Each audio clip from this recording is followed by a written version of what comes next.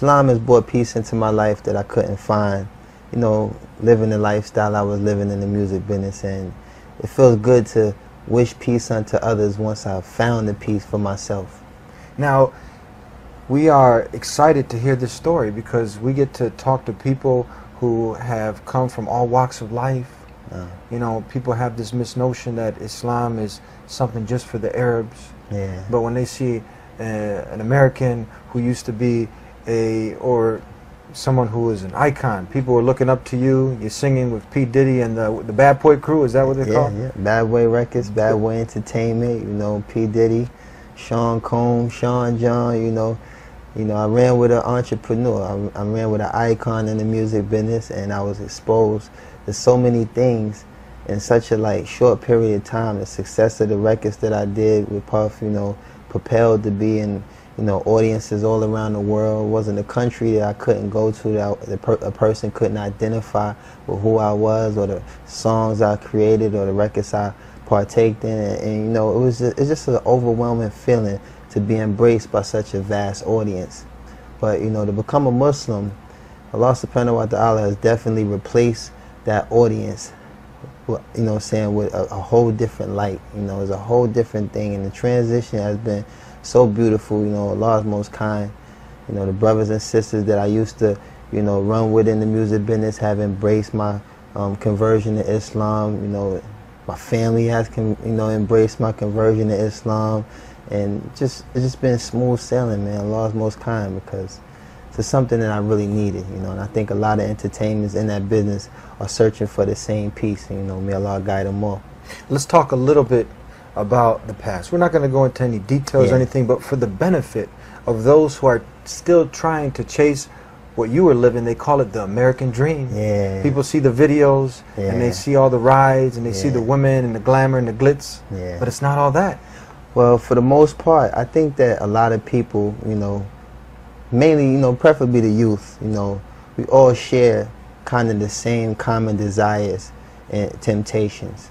And I think the music business kind of breeds these things, and it gives people a one-dimensional perception of, you know, mostly the perks in the business, so to say. And I think that, you know, the youth, by being so inspired all around the world, you know what I'm saying, being so inspired,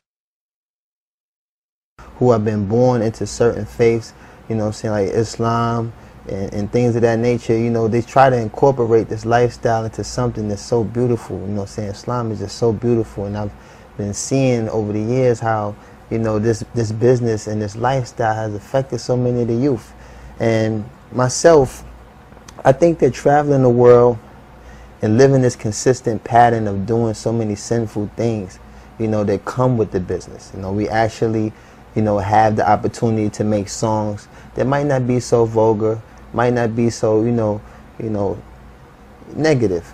But the reality of it is, there's a lifestyle that comes with it.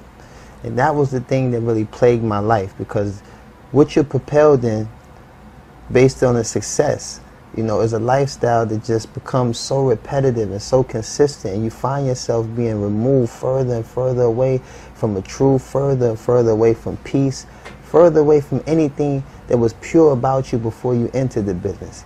So, like I said, you know, on the outside, everything looks good. You see the $100,000 cars, you see a lot of diamonds, you see, you know, for men, for the sake of men, you see a lot of females, and they think that this is, you know, this is a life. This is like, you know, paradise right here on earth.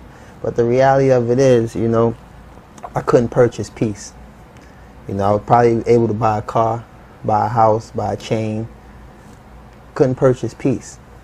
And the reality of it is, while I'm sitting here constantly paying for the disease, the cure was free. Paying for the disease. Paying for the disease. And the cure is free. And the cure is free. Why are people running away from something that's free to something that's expensive? Because you got to pay for the martinis and the, I forgot what's even drunk in the club nowadays, the Dom Perignons, and you got to pay for all these things. And but you can get some water easy, like and that's what I'm saying. Like, I think people treat life like the flu shot. You think you can treat the flu with the flu. Yeah, it's not like that. You know what I'm saying? And what happened was, you know, Allah's guidance is just amazing, because I think sincerely in my heart, Allah heard me and heard the oppression that's hidden you know what I'm saying, from a lot of us entertainers. You know, we try to forge this image and we try to forge this character that's, you know what I'm saying, like suitable for the fan. The fan admires this character, they're drawn to this character, but the reality of it is we face tragedies no different from normal people.